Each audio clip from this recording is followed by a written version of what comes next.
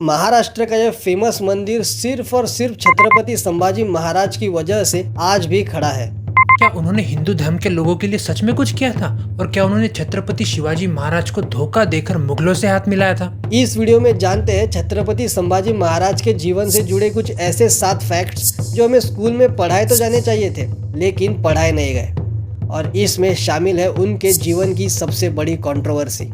Number 1, the true secular king.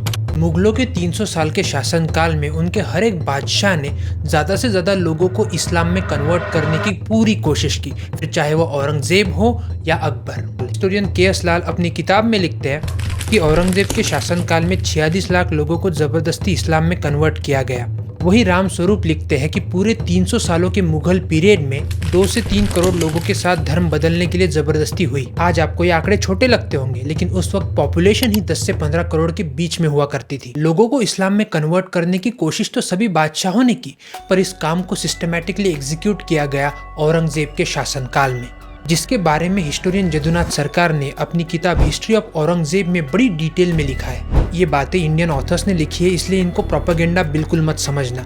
दुनिया के सबसे बड़े हिस्टोरियन विल दुरांत ने भी इसका जिक्र अपनी किताब द स्टोरी ऑफ सिविलाइजेशन में किया है। ये जो भी अन्याय हो रहा था, इसके खिलाफ सबसे पहली आवाज उठाई छत्रपति शिवाजी महाराज ने, जो भारत के सबसे पहले सच्चे सेक्युलर महाराज थे। पर सेक्युलर क्यों? आजकल तो इसे गाली समझा जाता है। समझाता हूँ। एक तरफ उन्होंने अपने शासनकाल में जबरदस्ती लोगों का धर्म ना बदला जाए, इसके लिए कड़े कदम उठाए, तो दूसरी तरफ जिन टेम्पल्स को डिस्ट्रॉय किया गया था उनको रिस्टोर करने का काम उन्होंने किया। मराठा जनरल नेताजी पालकर को मुगलों ने जबरदस्ती इस्लाम में कन्वर्ट किया और अपना बंदी बनाकर रखा। अपनी कैप्टिविटी से बाहर आने के बाद नेताजी पालकर ने शिवाजी महाराज के सामने फिर से हिंदू धर्म अपनाने की इच्छा व्यक्त की, जो महाराज ने पूरी भी की। पर यह सब करते वक्त उन्होंने कभी भी किसी दूसरे धर्म के लोगों को जबरदस्ती हिंदू धर्म अपनाने के लिए फोर्स नहीं किया। जैसे पिता वैसे पुत्र। छत्रपति शिवाजी महाराज के बेटे संभाजी महाराज के पीरियड में हरसुल गांव में रहने वाले कुलकर्णी नाम के एक ब्राह्मण व्यक्ति को जबरदस्ती इस्लाम में कन्वर्ट किया गया था। इसके बाद कुलकर्णी ने गांव के बाकी ब्राह्मणों को हिंदुइज्म में फिर से कन्वर्ट होने के लिए मदद मांगी, पर किसी ने उसकी एक ना सुनी। फिर उन्होंने ये सेम रिक्वेस्ट संभाजी महाराज से की और उन्होंने ये मान ली और इमीडिएटली उनके लिए एक रिकन्वर्जन सेरेमनी ऑर्गेनाइज की। ऐसे ही कई लोगों की मदद करने के लिए संभाजी महाराज ने अपने एडमिनिस्ट्रेशन में हिंदू धर्म में रिकन्वर्ट होने के लिए एक सेपरेट डिपार्टमेंट बनाया था। महाराष्ट्र के इस मंदिर में आषाढ़ी एकादशी के वक्त 10 से 15 लाख लोग दर्शन के लिए जाते हैं, और ये मंदिर आज इसी जगह पर अगर खड़ा है तो वो सिर्फ और सिर्फ छत्रपति संभाजी महाराज की वजह से। 13th सेंचुरी में संत ज्ञानेश्वर जी ने वारकरी ट्रेडिशन की शुरुआत की थी। फिर 17th सेंचुरी आते आते इस ट्रेडिशन से कई लोग जुड़ते गए और वारकरी संप्रदाय का इन्फ्लुएंस महाराष्ट्र में बढ़ते गया। उस वक्त के महाराष्ट्र रीजन के लोग इस मंदिर को अपना एक पवित्र स्थल मानने लगे थे, और यही बात औरंगजेब को कुछ ठीक नहीं लगी और उसने इस मंदिर को तोड़ने का आदेश दिया। जब यह बात छत्रपति संभाजी महाराज को पता चली तो उन्होंने तुरंत इस मंदिर को विजिट किया और इंश्योर किया कि इस मंदिर की सेफ्टी बनी रहे, और उन्होंने मंदिर की डेवलपमेंट के लिए कुछ पैसे भी दिए। आज के समय में भी वारकरी संप्रदाय महाराष्ट्र में सिग्निफिकेंट पॉलिटिकल पावर विल्ड करती है। ये पंढरपुर का विठ्ठल रुक्मिणी मंदिर आज भी महाराष्ट्र के सोलापुर डिस्ट्रिक्ट में खड़ा है। Fact number 3, governance system of Sambhaji Maharaj. Chhatrapati Shivaji Maharaj ने ही बनाए हुए एफिशिएंट गवर्नेंस सिस्टम को संभाजी महाराज ने आगे कंटिन्यू किया। तब उनके पीरियड में ड्रॉट के कारण कई बार किसानों को एग्रीकल्चरल डिस्ट्रेस फेस करना पड़ता था। ये प्रॉब्लम आज भी महाराष्ट्र में मौजूद है। फाइनेंशियल ईयर 2022-23 में महाराष्ट्र नंबर 1 पर था किसानों की आत्महत्या में। संभाजी महाराज ने इस प्रॉब्लम को टैकल करने के लिए अपने पिताजी की ही पॉलिसीज को इम्प्लीमेंट किया, जिसमें शामिल था गरीब किसानों को फाइनेंशियल असिस्टेंस देना और उन्हें खेती के लिए लगने वाले टूल्स, एनिमल्स और कई बार सीड्स भी प्रोवाइड करना। उन्होंने अपने शासनकाल में वाटर स्टोरेज और इरिगेशन को डेवलप करने के लिए प्रोग्रेसिव पॉलिसीज बनाई। ज्यादा से ज्यादा लैंड कल्टीवेट हो, इसलिए जो भी जमीनें उनके एडमिनिस्ट्रेशन के अंडर आती थी उन्हें भी उन्होंने कल्टीवेटेड रखने का पूरा प्रयास किया। वो ये भली भांति जानते थे कि एग्रीकल्चर रूरल मराठा इकोनॉमी का बैकबोन है। आज भी रूरल महाराष्ट्र के 50% से भी ज्यादा लोग एग्रीकल्चर पर डिपेंडेंट हैं। Sambhaji Maharaj the intellectual. छत्रपति संभाजी महाराज सिर्फ एक इफेक्टिव एडमिनिस्ट्रेटर नहीं थे, बल्कि एक इंटेलेक्चुअल थिंकर भी थे। संभाजी महाराज के गुरु केशव पंडित नीति शास्त्र और संस्कृत लैंग्वेज के स्कॉलर थे, और साथ ही उन्हें पुराणास का भी नॉलेज था। गुरु केशव पंडित ने मराठा न्याय व्यवस्था पर आधारित दंडनीति किताब लिखी है। गुरु केशव पंडित ने छत्रपति संभाजी महाराज को म्यूजिक, साइंस, वेद और पुराणों का ज्ञान दिया। यही कारण था कि अपने शासनकाल के दौरान छत्रपति संभाजी महाराज बुद्धभूषणम नाम की किताब लिख सके, जिसके जरिए उन्होंने अपने लाइफ लेसन्स और एक्सपीरियंस को लोगों तक पहुंचाया। एक राजा ने अपने कार्यकाल के दौरान क्या करना चाहिए और क्या नहीं करना चाहिए से लेकर एडमिनिस्ट्रेशन और मिलिट्री टैक्टिक्स का पूरा प्रैक्टिकल नॉलेज उन्होंने इस किताब में लिखा है। इस बुक के अलावा नायिका भेद, 7 शतक और नक्शशिका जैसी बुक्स भी संभाजी महाराज ने अपने लाइफ टाइम में लिखी है। छत्रपति संभाजी महाराज ने उस समय लोगों को दिखा दिया था कि उनके एक हाथ में अगर शस्त्र है तो दूसरे हाथ में शास्त्र भी है। 1678 में छत्रपति संभाजी महाराज ने अपने पिता का साथ छोड़ औरंगजेब के एक मिलिट्री कमांडर दिलेर खान से हाथ मिला लिया। ये मराठा साम्राज्य के लिए एक बहुत ही शॉकिंग न्यूज थी। इस इंसिडेंट से रिलेटेड कुछ हिस्टोरियंस ये भी बताते हैं कि उस वक्त छत्रपति संभाजी महाराज और छत्रपति शिवाजी महाराज के बीच के रिश्ते काफी बिगड़ गए थे, जिसका कारण था शिवाजी महाराज की पत्नी सोयराबाई की पॉलिटिक्स। वो छत्रपति संभाजी महाराज के जगह अपने बेटे राजा राम को उस गद्दी पर बैठते हुए देखना चाहती थी। फेमस हिस्टोरियन जदुनाथ सरकार लिखते हैं कि उस समय छत्रपति संभाजी महाराज का मुगलों के साथ हाथ मिलाना एक अनएक्सपेक्टेड मूव था।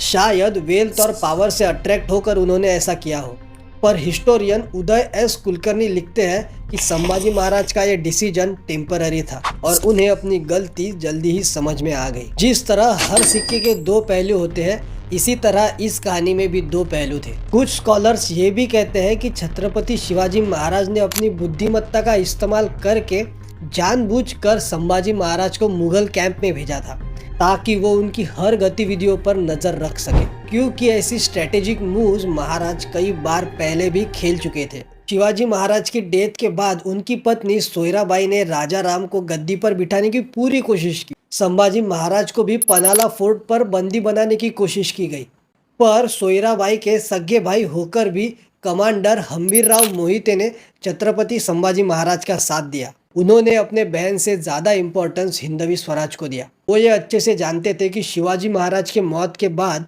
औरंगजेब एक ना एक दिन जरूर मराठा एम्पायर पर अटैक करेगा। ऐसे में संभाजी महाराज जैसे एक स्ट्रॉन्ग लीडर का गद्दी पर होना बहुत जरूरी था और उनकी अपेक्षाओं पर भी संभाजी महाराज खरे उतरे। Fact number 6, military expeditions. Chhatrapati Sambhaji Maharaj ने अपनी ज्यादातर लड़ाइयाँ 3 दुश्मनों के खिलाफ लड़ी। नंबर 1, सिद्दीज ऑफ जंजीरा। सिद्दीज अबिनिशन वंश के मुस्लिम्स थे जिन्होंने अपने शुरुआती दौर में पूरे कोकण कोस्ट पर कब्जा कर लिया था, पर छत्रपति शिवाजी महाराज ने उनके खिलाफ कई लड़ाइयां लड़कर उनको सिर्फ जंजीरा आइलैंड तक ही सीमित कर दिया। मराठास के काफी सालों से दुश्मन रहने वाले सिद्दीज ने जंजीरा फोर्ट पर काफी सालों तक अपना कब्जा बनाए रखा। अपने पिता का अधूरा काम पूरा करने के लिए संभाजी महाराज ने जंजीरा फोर्ट पर अटैक करने का प्लान बनाया। अपने ट्रस्टेड सरदार कोंडाजी फर्जन को एक आर्मी के साथ ये किला जीतने के लिए कहा गया, पर यह कोशिश नाकामयाब रही। बाद में बाजीराव पेशवा ने 1733 में उन पर फिर से अटैक किया। इस बार जंजीरा फोर्ट तो नहीं मिला, पर सिद्दीज को हराकर उनकी ज्यादातर जमीनें हथिया ली गई। नंबर 2, पोर्तुगीज। गोवा की पोर्तुगीज कॉलोनी मुगल्स को वेपन्स और सप्लाईज प्रोवाइड करती थी, साथ ही वो उन्हें सारे इंडिया के पोर्तुगीज पोर्ट्स इस्तेमाल भी करने देते थे। पोर्तुगीज मुगलों को सपोर्ट करना बंद कर दे, इसलिए संभाजी महाराज ने अपने शासनकाल में पोर्तुगीज कंट्रोल टेरिटरीज पर भी काफी लड़ाइयाँ लड़ी। इसी दौरान उन्होंने गोवा और कोंकण रीजन में अपना स्ट्रॉन्ग इन्फ्लुएंस बनाया और 1682 में रेवदंडा फोर्ट और 1683 में तारापुर फोर्ट को कैप्चर किया। Number 3, Sambhaji Maharaj against Mughals. मुगलों के साथ संभाजी महाराज ने 70 से भी ज्यादा लड़ाइयाँ लड़ी, जिनमें शामिल था उनके ट्रेडिंग पोस्ट पर अटैक करना और उनके किलों पर कब्जा करना। बुरहानपुर में मुगलों द्वारा हिंदू सिटीजन से बड़े पैमाने पर जिजिया टैक्स कलेक्ट करने का काम शुरू था। ये सारा टैक्स बुरहानपुर के फोर्ट में स्टोर था, इसलिए उसी साल संभाजी महाराज ने इस फोर्ट पर अटैक किया और वहाँ का सारा पैसा कलेक्ट कर लिया। इसके 1 साल बाद 1681 में अकबर ने औरंगजेब के खिलाफ जंग छेड़ दी। ये सुल्तान अकबर नहीं थे, बल्कि औरंगजेब के चौथे बेटे मिर्जा मोहम्मद अकबर थे। औरंगजेब ने अपने बेटे की फौज को बुरी तरह हराया और मिर्जा अकबर को कैपिटल छोड़कर भागना पड़ा। इसी बीच संभाजी महाराज के खिलाफ उनके ही दरबार के लोगों ने एक साजिश रची। संभाजी महाराज के पीठ पीछे उन्होंने अकबर को ऐसा लेटर भेजा जिसमें उन्होंने अकबर से हाथ मिलाने की बात कही और अकबर वही सेम लेटर लेकर संभाजी महाराज के पास मदद मांगने आया। इस पूरे इंसिडेंट का पता लगने के बाद संभाजी महाराज ने जो भी लोग इस साजिश में शामिल थे उन सबको मौत की सजा सुनाई। इस सब के बावजूद पूरे 5 सालों तक अकबर संभाजी महाराज के प्रोटेक्शन में रहा, इस उम्मीद में कि शायद संभाजी महाराज उसे अपनी गद्दी वापस पाने के लिए मदद कर दे। ऐसा नहीं हुआ और संभाजी महाराज ने अकबर को पर्शिया भागने में मदद की। वहीं दूसरी तरफ इस बात का पता चलते ही गुस्से में औरंगजेब एक बड़ी फौज के साथ दक्कन पर कब्जा करने के लिए निकल पड़ा, पर मराठाओं ने उसका ये सपना कभी पूरा नहीं होने दिया और औरंगजेब इसके बाद अपनी कैपिटल वापस कभी नहीं लौट पाया। उसकी यही दक्कन में मौत हो गई। पूरे 27 सालों तक मराठाओं के खिलाफ जंग लड़ने के बाद भी औरंगजेब उन्हें पूरी तरीके से खत्म नहीं कर पाया। उनका इन्फ्लुएंस उसने 5-6 जिलों तक सीमित कर दिया, पर यह करते करते पूरा मुगल एम्पायर पूरी तरीके से वीक हो गया। खजाना भी हाथ से गया और पूरी मुगल आर्मी भी वीक हो गई। यही कारण था कि उसके मरने के बाद जल्द ही पेशवाओं ने मराठा एम्पायर को मुंबई के वसई से कोलकाता तक और पाकिस्तान के पेशावर से तमिलनाडु के तंजौर तक फैलाया। Battle of Sangameshwar. संभाजी महाराज ने मुगलों पर अटैक प्लान करने के लिए अपने ट्रस्टेड कमांडर्स के साथ कोंकण के संगमेश्वर में एक मीटिंग का आयोजन किया था, पर उनके brother in law Ganoji Shirke ने गद्दारी करते हुए संभाजी महाराज की लोकेशन मुगलों के साथ शेयर की। जैसे ही मुगलों को लोकेशन के बारे में पता चला, वैसे ही उन्होंने संगमेश्वर पर अटैक कर दिया और इसी अटैक में संभाजी महाराज को भी बंदी बना लिया। बाद में उन्हें बहुत टॉर्चर करके एकदम निर्दयता से मार दिया। इंडियन हिस्ट्री के बारे में ऐसे ही इंटरेस्टिंग स्टोरीज और जानने के लिए हमारी इंडियन हिस्ट्री की प्लेलिस्ट ज़रूर देखिए।